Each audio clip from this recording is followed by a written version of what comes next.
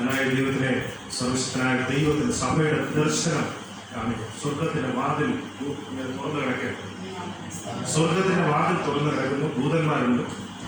സഭ ഒരു സഭയും ആരാധിക്കുന്നു, ശക്തമായി ആരാധിക്കുന്നു. ഹല്ലേലൂയ. വരും നാളുകളിൽ കർത്താവേ, അനേകം പേര് കർത്താവേ ഈ സഭയിൽ സർവശക്തനായ ദൈവം കൂട്ടിവരുന്നത് അത് ഈ ലോകത്തിന്റെ മേന്മയ്ക്കോ ഈ ലോകത്തിന്റെ നന്മയ്ക്കോ വേണ്ടിയിട്ടുള്ളതല്ല, നമ്മുടെ നിത്യജീവനിലേക്ക് കടന്നു പോകാൻ ഈ സഭ മുഖാന്തരം അനേകം പേർക്ക്, കുറച്ചു പേർക്ക് മാത്രമല്ല, നമ്മുടെ ഇവിടെ കൂടിയിരിക്കുന്നവർക്ക് മാത്രമല്ല, അനേകം പേർക്ക് മാനവ ജാതിയിൽപ്പെട്ട അനേകം പേരെ ഈ സഭയിൽ അതിവേഗത്തിൽ സർവശക്തനായ ദൈവം കൂട്ടിവരുത്തുന്ന വലിയ രൂപയ്ക്കായി സ്തോത്രം ചെയ്തു. കുറച്ച് സമയമേ ഉള്ളൂ, കുറച്ച് കാര്യങ്ങൾ ചിന്തിച്ചിട്ട് പെട്ടെന്ന് അവസാനിപ്പിക്കാം. എബ്രായർക്ക് എഴുതിയ ലേഖനം 11-ാം അധ്യായം അതിന്റെ 1-ാം വാക്യം.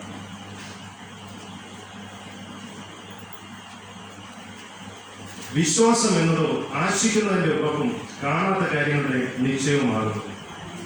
വിശ്വാസം എന്നതോ ആശിക്കുന്നതിന്റെ ഉറപ്പും കാണാത്ത കാര്യങ്ങളുടെ നിശ്ചയവുമാകുന്നു. സർവശക്തനായ ദൈവം നമ്മുടെ ഏവരുടെയും ജീവിതത്തിൽ അനേകം ദർശനങ്ങൾ തന്നിട്ടുണ്ട്, അനേകം വാഗ്ദത്തങ്ങൾ തന്നിട്ടുണ്ട്. ആ ദർശനം ചെറിയ ദർശനമല്ല. നമ്മൾ വിചാരിക്കും അത് ചെറിയൊരു ദർശനമായിരിക്കുമെന്ന്. അത് ചെറിയ ദർശനമല്ല, വലിയൊരു കാണിക്കാണ് സർവശക്തനായ ദൈവം നമ്മുടെ ഓരോരുത്തരുടെയും ജീവിതത്തിൽ തന്നിരിക്കുന്നത്.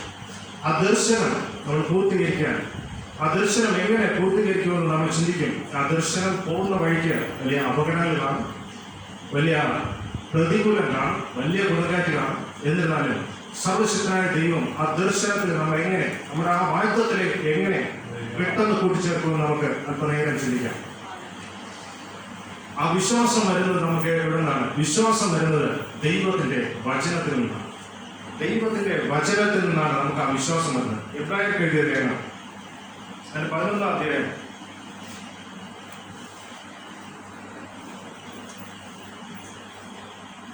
6-ാം അധ്യായം, റോമർക്ക് എഴുതിയ സുവിശേഷം, റോമർക്ക് എഴുതിയ അധ്യായം 10-ാം അധ്യായത്തിന്റെ 17. ആകയാൽ വിശ്വാസം കേൾവിയാലും കേൾവി ക്രിസ്തുവിന്റെ വചനത്താലും വരുന്നു. എല്ലാത്തിന്റെ ആധാരം നമ്മുടെ വചനമാണ്. ഹല്ലേലൂയ. സ്തോത്രം കർത്താവേ. അതിനേക്കാൾ ഉപരി കർത്താവേ, നമ്മുടെ ആ വിശ്വാസമുണ്ട്, നമ്മുടെ വചനം ഉണ്ടെങ്കിൽ ആ കേൾവിയിലൂടെയാണ് നമ്മുടെ വചനം. നമ്മൾ വായിക്കുമ്പോൾ വചനം കേൾക്കുന്നത്, ആ വചനം നമ്മൾ ഉരുവിടുമ്പോൾ അത് നമ്മൾ വചനവും ദൈവവുമായിട്ടുള്ള ആ വിശ്വാസം, നമ്മൾ കാണാത്ത കാര്യങ്ങളാണ് നിശ്ചയം, നമ്മളെ ഉറപ്പിക്കുന്ന ഒരു കാര്യമാണ് അവിടെ കാണുന്നത്. പ്രത്യേകിച്ച് ഒരു ചിന്തിക്കുമ്പോൾ ഒരു വേഗത്തിൽ ഒരു ചെറിയൊരു കഥയിലൂടെ മുന്നോട്ട് പോകാം. ഒരു രാജ്യത്തൊരു ധനികനായ ഒരു മനുഷ്യനുണ്ടായിരുന്നു. അദ്ദേഹത്തിന്റെ ഭാര്യയും കുട്ടി ഒരു ദിവസം ഷോപ്പിങ്ങിന് പോകാനിടയായി. വളരെ ഷോപ്പിംഗ് എല്ലാം കണ്ടു, ഷോപ്പിംഗ് എല്ലാം കഴിഞ്ഞു വരുമ്പോൾ അദ്ദേഹം ഒരു പാത്രം തിരഞ്ഞെടുക്കുവാനായിട്ട് ബൈക്കിനെ കൂട്ടി അല്പനേരം നടന്നു. ആ ഷോപ്പിംഗ് മാളിൽ ഒരു മനോഹരമായ ഒരു പാത്രം അദ്ദേഹം കണ്ടു. ആ കണ്ടപ്പോൾ അദ്ദേഹം വളരെയധികം ഇഷ്ടപ്പെട്ടു. ഭാര്യയോട് സംസാരിച്ചു, അതിന് തിരഞ്ഞെടുക്കാമെന്നുള്ള പ്രതീക്ഷയോടുകൂടി ആ പാത്രത്തിന് അടുത്ത് പോയി. കുറച്ചു നേരം പാത്രത്തിൽ നോക്കുക, അതിന്റെ രൂപഭംഗിയെല്ലാം നോക്കിയപ്പോൾ അദ്ദേഹത്തിന് അതിശയമായി പോയി. എങ്ങനെ ഇതിനെ സൃഷ്ടിച്ച് ഇങ്ങനെ ഉണ്ടാക്കി വെച്ചിരിക്കുന്നു. അല്പനേരം അദ്ദേഹം നോക്കി. അത് കഴിഞ്ഞപ്പോൾ ആ പാത്രം അദ്ദേഹത്തിനോട് സംസാരിക്കുവാനായിട്ട്.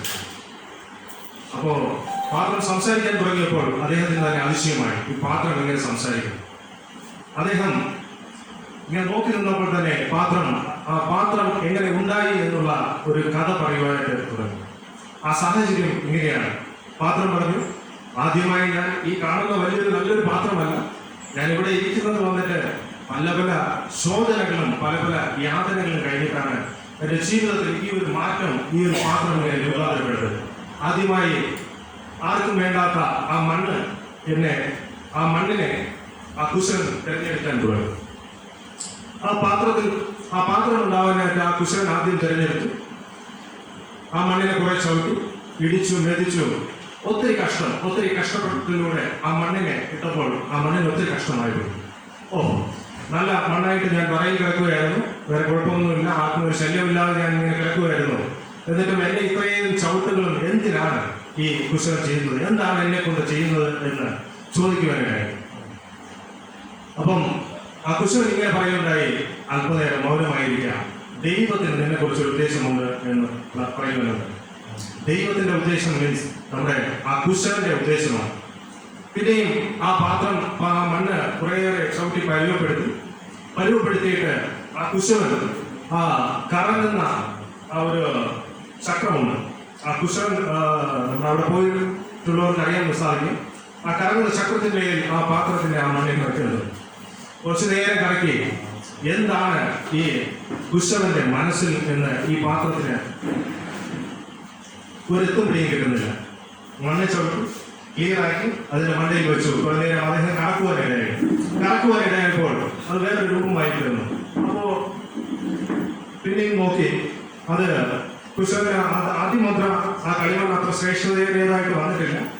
പിന്നെ അദ്ദേഹം അതിന്റെ രൂപത്തിലോട്ട് അതിനെ വശമെല്ലാം സൈഡെല്ലാം നല്ല ക്ലീനാക്കി അതിന്റെ രൂപത്തിലേക്ക് കൊണ്ടുവന്നതിന് ശേഷം അതിന്റെ പൂർണ്ണതയിൽ അത് എത്തിയിട്ടില്ല. അദ്ദേഹം പിന്നെയും ആ പാത്രത്തിനെ എടുത്ത് പതുക്കെ ആ തീച്ചുളയിലേക്ക് അതിനെ വന്നിട്ടു. ആ തീച്ചുളയിൽ ഇട്ടപ്പോൾ ആ പാത്രവും ആ ആദ്യം മണ്ണിന്റെ അവസ്ഥയായിരുന്നു. പിന്നെ അത് കഴിഞ്ഞ് ചെറിയൊരു പാത്രമായി ആ പാത്രത്തിനെടുത്ത് ആ തീച്ചുളയിൽ ഇട്ടപ്പോൾ അത് അവിടെ കിടന്ന് വേവുവാൻ തുടങ്ങി. അത് വേവുവാൻ തുടങ്ങിയപ്പോൾ ആ മണ്ണിന് അത് പ്രതീക്ഷിക്കുന്നതിലും അധികമായ കൊടും വേദനയായിരുന്നു. ആ മണ്ണ് വിചാരിച്ചില്ല ഇത്രയും ശോധന, ഇനി എന്ത്, എല്ലാം കഴിഞ്ഞു പോയി. ഇനി ആ മണ്ണ് ഒരു പ്രയോജനം, എന്നെ തീച്ചൂളയിലേക്ക് അകത്താക്കിയിരിക്കുന്നു, ഇനി എന്നെ കൊണ്ട് എന്ത് പ്രയോജനം എന്ന് കരുതിയപ്പോൾ ആ തീച്ചൂളയിൽ നിന്ന് അദ്ദേഹം വെളിയിലോട്ട് എടുത്തു. കുറച്ചു നേരം ആ പാത്രം ഒന്ന് തണുത്തതിന് ശേഷം അദ്ദേഹം അതിനെ ഒന്ന് നോക്കിയതിനു ശേഷം ഇങ്ങനെ പറഞ്ഞു, ഇത് മാത്രമല്ല ഇനിയുമുണ്ട്. അപ്പൊ പാത്രം ഇനിയും ചോദിച്ചു, ഇനി എന്താ എന്റെ നെക്സ്റ്റ് സ്റ്റെപ്പ്? കുശവൻ പറഞ്ഞു, അല്പം മൗനമായിരിക്കാം എന്ന് പറഞ്ഞു. അപ്പൊ കുറച്ച് കഴിഞ്ഞു അദ്ദേഹം ആ മനോഹരമായ പാത്രത്തിനെ വെളിയിലെടുത്തു, തീച്ചുളയിൽ നിന്ന് വെളിയിലെടുത്തു. അതിനുശേഷം അദ്ദേഹത്തിന്റെ മനോഹരമായ ബ്രഷ് കൊണ്ട് അതിന് കുറെ വർണ്ണങ്ങൾ കൊടുക്കുന്നതിനിടയിൽ അതിനുശേഷം അതിന്റെ മിനുക്കപ്പണികളെല്ലാം കഴിഞ്ഞതിന് ശേഷം അത് വേറൊരു വ്യാപാരിയുടെ അടുത്തേക്ക് പോയി. അത് ചെറിയ വ്യാപാരിയല്ല, അതൊരു വലിയ ഷോപ്പിംഗ് കോംപ്ലക്സിൽ അതിന്റെ ആ പാത്രത്തിന് വയ്ക്കുവാനിടയായപ്പോൾ അതിന്റെ മേന്മ ഒന്ന് മാറി. ആദ്യം വെറും മണ്ണായിരുന്നു. ആ വെറും മണ്ണിനെ ആ കുശവൻ കുഴച്ചെടുത്തു. ആ കുശവൻ കുഴച്ചെടുത്തതിന് ശേഷം അതിനൊന്ന് പരുവപ്പെടുത്തി മിനുസപ്പെടുത്തി അതിനുശേഷം ആ തീച്ചുളയിലൂടെ കടത്തിവിട്ടു. വളരെ ശോധന.